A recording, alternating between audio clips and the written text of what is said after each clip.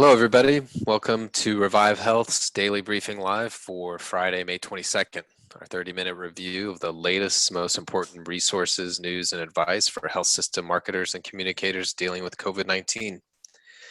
I'm Jeff Spear, your guest host for today. Chris has got the day off. As always, we're joined by Chase Kleckner, Senior Marketing Manager at Revive Health and our show's producer. Hey, Chase, how's it going? It's going well, Jeff. Good to have you back as always. Thank you, sir, and thank you for making it a Friday. I do what I can. I know. Today, we're also joined by Catherine Harrell. Catherine's a Chief Marketing Officer at Franciscan Missionaries of Our Lady Health System in Louisiana.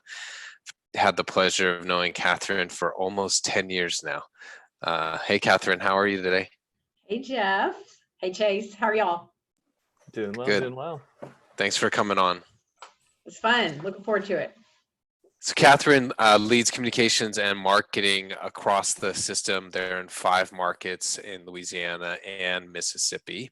And her team supports integrated acute ambulatory care, more than 17,000 team members and physicians in that system. Catherine is here. We're going to take a little bit of a detour from some of our normal analysis and really hear from a chief marketing officer, so appear to everybody listening today about her reflections on what she's gone through and her team and what she sees ahead for her organization and colleagues. So thanks for joining us, Catherine.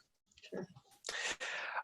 Okay, a few things to get out of the way up front. As with each show, we're going to cover the latest news on COVID-19 and how it relates to marketing communications. If you've got a question for Catherine or Chase or I, please use the Q&A button at the bottom of the Zoom tool here, and we'll get to those if we can by the end of the show. If you want to chat with each other, you can also use the chat function, but if it's a question for Catherine, Chase, or I, please use the Q&A tool. You can also check out this podcast and subscribe on iTunes or go to our website at thinkrevivehealth.com/COVID-19. There's lots of resources there, including archives of previous episodes. We had some really good guests this week, so please check that out. Jared Usry, or as Catherine likes to call him, Fast Talking Jared, really valued team member at Revive Health, talked earlier this week about patient pathway and what marketers need to be thinking about. So if you haven't checked out that episode, please take a look. Couple of other important notes. We're not experts on COVID-19, so this is not a place to come for medical or scientific advice. We do have opinions on how marketers and communicators might want to manage the crisis, but everyone's situation is unique. So please, you've got to do it in a way that meets your market's needs and your organizations. And if you ever need any help, we're here for you.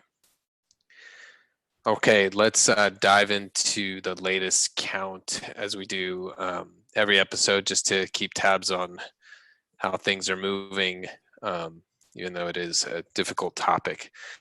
So we use the Johns Hopkins tool, and Chase will put that up in the chat function right now. And we have hit a milestone, an unfortunate milestone across the world. We've got more than 5 million now, so 5,159,000 confirmed cases. In the US, we're zeroing in on 1.6 million. We're at 1.583 million and now have 95,276 confirmed deaths from COVID-19. I believe last Friday when I hosted, we were about 81,000, somewhere around there. And I think probably we'll hit over 100,000 probably this weekend. The implications on hospitals, some news today, and analysis from Kaufman Hall that Catherine told us about. And this isn't news to anybody, but April was the worst month ever for hospital margins, was the straight headline from Modern Healthcare. And Kaufman Hall's got analysis talking about operating margin and some of the implications in that they see for the future, including on Medicaid patients and what we might see there because of state budgets and more people joining on Medicaid and what that might mean for hospitals. And certainly we also think about the pathway. There's a good quote from in the article, it talks about the confidence of the public, which everybody on the podcast is thinking about, and how coming into the ER, the primary care office, is really critical. The quote here that I'll read says, if 60 to 70% of admissions come through emergency department and a 30% decline in ED visits is a huge offset in related admissions.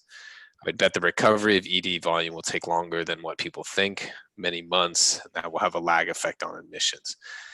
I think we see it a little more than just the ED. There's urgent care, there's primary care, there's ED, there's imaging, there's lab testing. And so for marketers, I think you really have to look at all those touch points. But Catherine, what are you seeing in your market, in your system? How, I know that you've also suffered many losses, but maybe you can just talk to the listeners now about what that looks like in your system, and maybe how things are returning right now. Right. Well, thanks, Jeff. And it has really been an incredible journey in a very short period of time. And Louisiana is, every state's experience has been different with this. Mm-hmm. We are just in our first full week of the relaxation of the stay-at-home order from the governor. So just as folks are beginning to get back out, and then elective procedures in Louisiana were relaxed just prior to that. But our own clinics did not come back into operations really until this past Monday. So it's really very much of a moving analysis of the volumes and how quickly things are coming back. And probably right now, things look for us, depending on the area, somewhere between 60 to 80% of pre-COVID volumes. ERs, obviously, as you cited, are down, but acuity is very high. And so there's a little bit of difference from what was pre-COVID. But again, just those lesser volumes certainly translate to lesser revenues. So the losses continue to be perpetuating, even as folks are coming back. And the economy is hurt, and we're our part of the country is very much impacted by the oil and gas industry, and so we see that as well. Medicaid expansion, I think, has been on the plus side of things for Louisiana. So hopefully we have some of that in place before this. To make sure that people do have access channels. So yeah, that's true. One of the, I guess, more rare southern states that they went with Medicaid expansion. Okay, well, Catherine, we invited you on because we've had a lot of guests, a lot of ReviveHealth people commenting on what we see, but the chance, I think, for us to have a chief marketing officer reflect on what the experience has been and what you're seeing moving forward is, I think, very attractive to our listeners. But before we get into that, maybe you can talk just a little bit high level so our listeners understand who the system is. Franciscan Missionaries of Our Lady Health System, and Our Lady of the Lake is the flagship hospital and group in Baton Rouge. And just a little context. Sure. We're right between, excuse me, about a $3.5 to $4 billion health system in terms of size. As you cited in the introduction, about 17,000 team members and physicians across now 2 states. So Jackson, Mississippi is our most recent market that we've added. A lot of our activity is in the southern region of the state, particularly Baton Rouge and sort of the I-10 corridor, as we call it, all the way from Acadiana and Cajun country to the west. the capital of the state in Baton Rouge, and then the North Shore, which is really a bit of a suburb or bedroom community to New Orleans. So a lot of activity, a lot of the traditional movement that we're seeing from acute to more of an ambulatory footprint. And then we also serve the Monroe community in Northeast Louisiana. So Monroe and Jackson are sort of on the same parallel. And but all, Louisiana and Mississippi are not wealthy states, and so many of the health challenges that we have certainly are very much part of our mission to serve our communities. Being just north of New Orleans is again an interesting position, both in this disaster and as we've experienced other things, natural disasters more obviously. But Right. Anyway, that's sort of where we're serving communities. So Thanks. And as you can expect, everyone, I think listening, Catherine is a veteran, I think, veteran marketer and communicator. Nice way to say I'm sort of elderly. Jeff. No, you didn't let me finish. I was saying a veteran marketer and seasoned communicator, and therefore a veteran of crises. Yeah. But but what has surprised you, I guess, the most? And if you think back to, when we would first talk, beginning of March, today marks the 10th day that we're sheltering at home here in my state. It was March 13th, so it's the 10th week, excuse me. But beginning of March, we started hearing these things, and then mid-March to the second half is when things, I think, across the country, and particularly in Louisiana, started to change. And you had initial reactions and fears and concerns. Now, looking at it 8 weeks later, 10 weeks later, what surprised you the most? Probably two things come to my mind. One is speed, just the pace of what is occurring and the rapid change, almost daily, sometimes several times a day, not just the circumstances of the virus, but then also the rules and regulations that come along with it, and our ability to respond quickly as an organization, both to our teams and our providers, as well as to our communities. I think the other thing that has really stood out for me is the amount of clarity this time has given rise to. I mean, it is everyone focused on the same thing.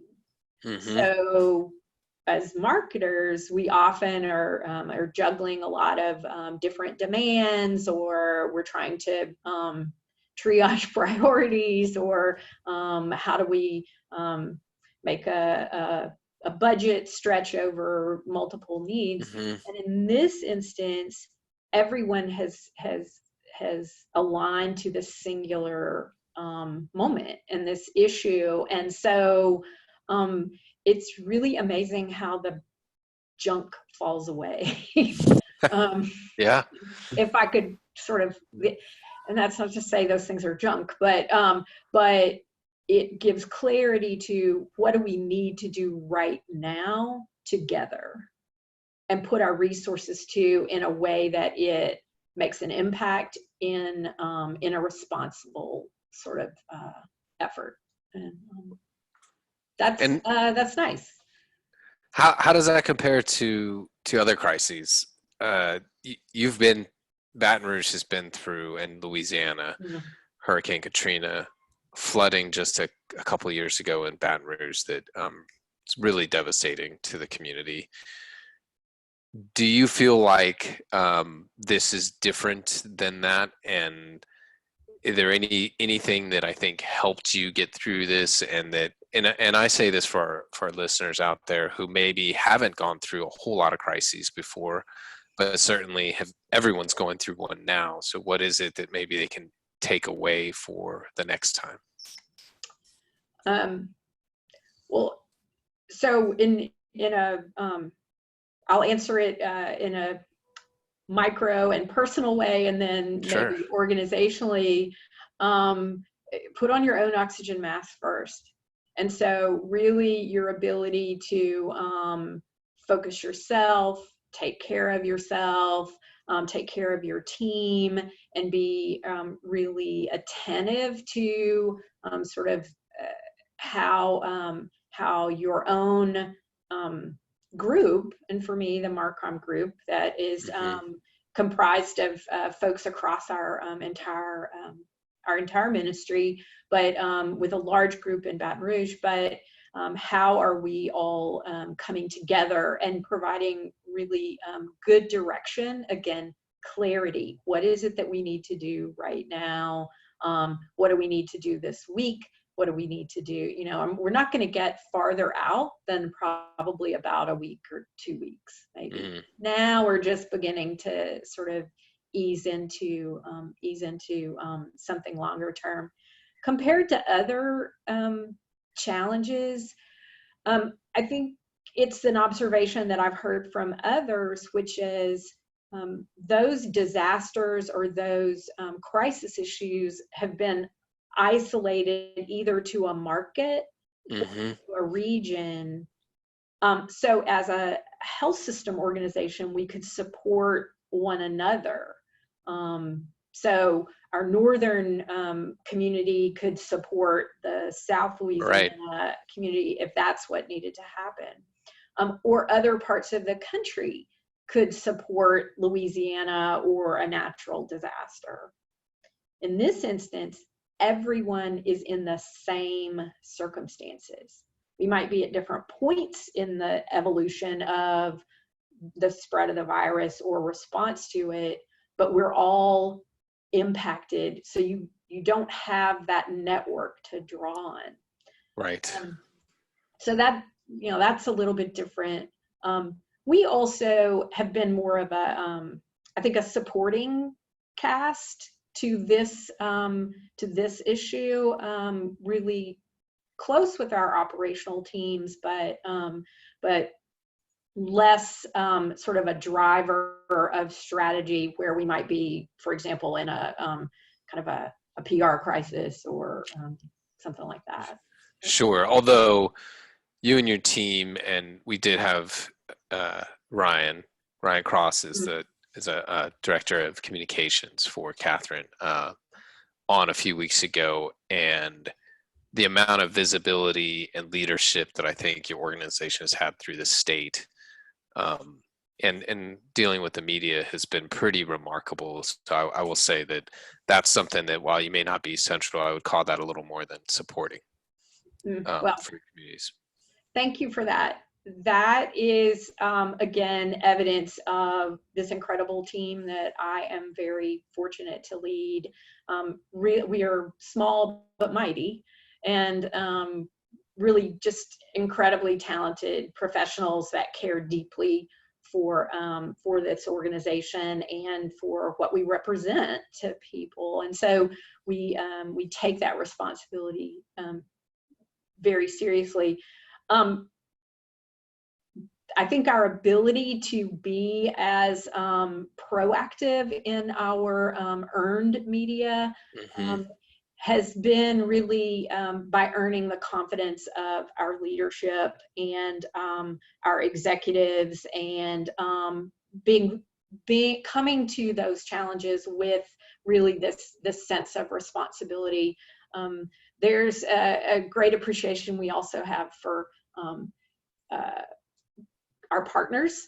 So I think helping really be connected, that's, you know, sort of how I've known Jeff all these years, but getting different perspective in terms of preparing and being ready for responding, really tremendous sharing in the healthcare marketing community. And I can't say enough about how generous people have been in terms of sharing ideas or experiences or even materials. But a wise person told me one time, when you need a friend is not the time to make a friend. And True. so I think we cultivate that confidence, and we cultivate those relationships. We're banking credits all the time. So 365. And then there are moments, either in our own professional circumstances or in circumstances like COVID-19, that you cash some of it in. And Right. so again, really keeping the big picture in mind, but coming from the right place and the right motivations, I think is a big element. So Yeah, I totally agree.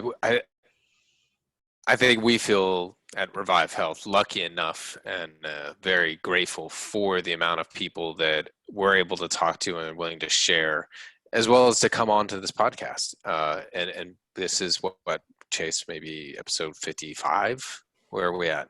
47, I think. 47, and getting a steady stream of listeners and people willing to come in. And I do hope, we're always looking for silver linings, but that it does foster a greater connectedness between listeners and understanding that even though we, of course, sometimes compete with each other, we're also part of a different type of community and different kind of business that can really help people. So with that in mind, if we're heading into a long weekend, maybe all of our listeners will have some of us will have a long weekend, some not. Catherine does not. But if you have a long weekend and have time to reflect now, as I think all of us do, and think about what will you take away from this? Not that this is over. We are just we're about to get to another phase of things, hopefully, but always good to take stock. So what would you take away of this, and how would you apply it to the future? And hopefully our listeners are doing the same thing. We'd love to hear that. Well, so I've been at this a long time, as we've already established. And I can get pretty passionate about the things that are on our lists and what we're about and what we're doing. And I think this time for me has really offered me some insight about kind of grace, and that I think both personally and professionally, and probably to step back a little more often and maybe do some of my own editing. Like, do I really need to be working on that? Do I really need to, sort of be as forward and that to be clear. So I talked about clarity before. As a leader of a team, as a chief marketing officer, I think our ability to be clear and really zero in on, what is the task, what is the strategy, what are we trying to serve, and that in this time, I just don't believe that people have a lot of extra. So just not a lot of extra bandwidth. That's inside, that's outside, that's in families, just all of the things that folks are contending with as they go through this. And so how can we meet them there? Let me be clear in my messages. Let me demonstrate value and ways that we can serve their healthcare needs. So anyway. Yeah. Well, what then, what do you think is some of the biggest challenges ahead, but beyond just regaining volume? We all know that. We talk about it multiple times a week because it's important. It's chief marketing officer's job. It's a lot of other people's job, but beyond the volume, what do you think is going to be the biggest challenge for marketing leaders? Do we think about the balance of the year, even next year? Yeah. I think it's a little like what I heard one of our physicians say in an interview we were doing, and I asked her, what do you think is going to change forever about healthcare? And she said, maybe not a lot. that we'll get through this time period. And there'll be some obvious things like, technology and virtual visits. But she said, we're going to get on the other side and enough time will pass and we'll go back to what was familiar.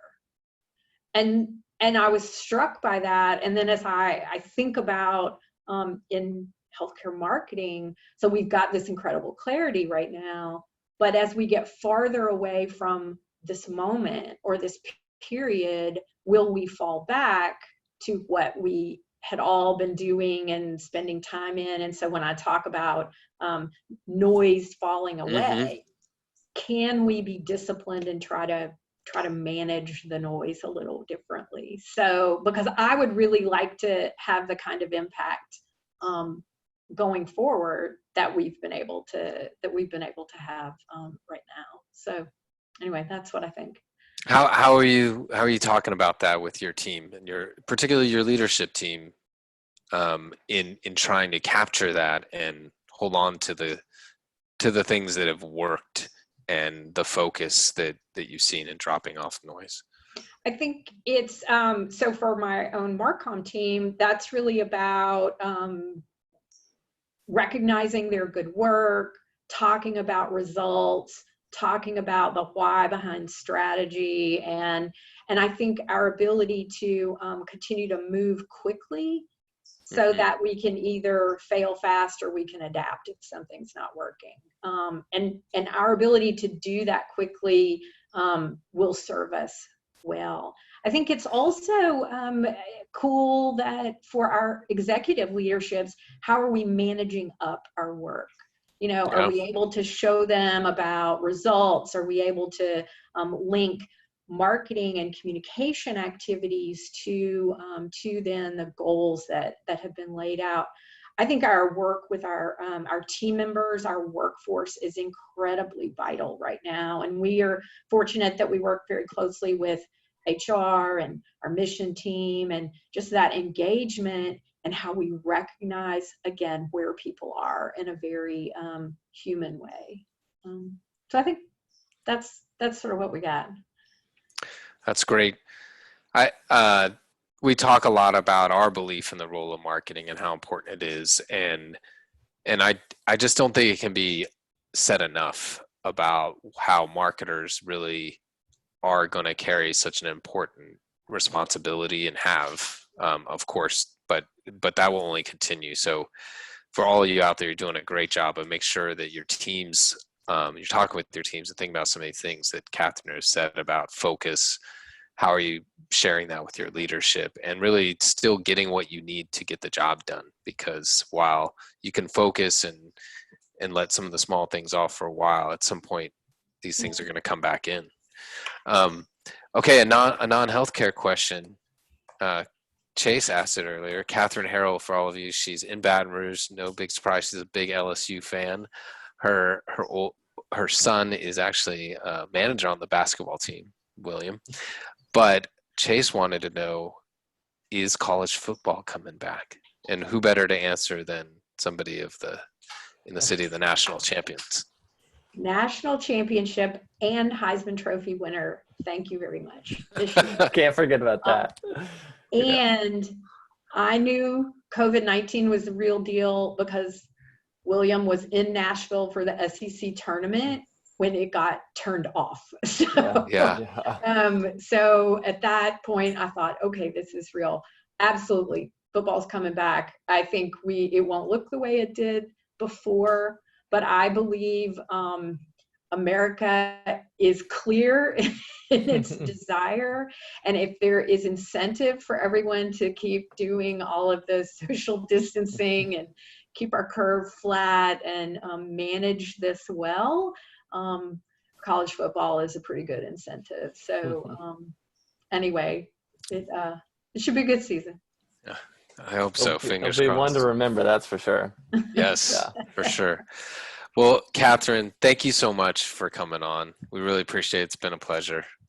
You guys are the best, and stay well, and hats off for what you're doing. This is a great podcast, and I love to tune into it. So look forward to many more. Thank you. And for our listeners out there, we're always interested in hearing what you have to say, what you want to cover, and your insights and reflections like Catherine. So if you have ideas, you want to be a guest, if you want us to cover something, if you got guest suggestions, please shoot them our way. You can email Chase or Chris, or throw it in the chat session. But thanks again to Catherine for joining us. Chase, thank you very much for having me and for doing all that you do to make this happen. Absolutely. Enjoyed it. Thanks, Catherine, for joining us today.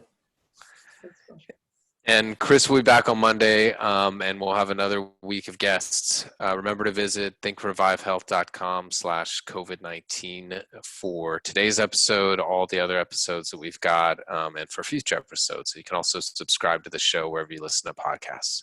And please tell others about it. But thanks for everything you're doing out there. Hang in there. Keep up the amazing work. Take some breaks this weekend and reflect on what the last 10 weeks have shown us. We'll be here Monday and every weekday till all this passes. Talk to you then.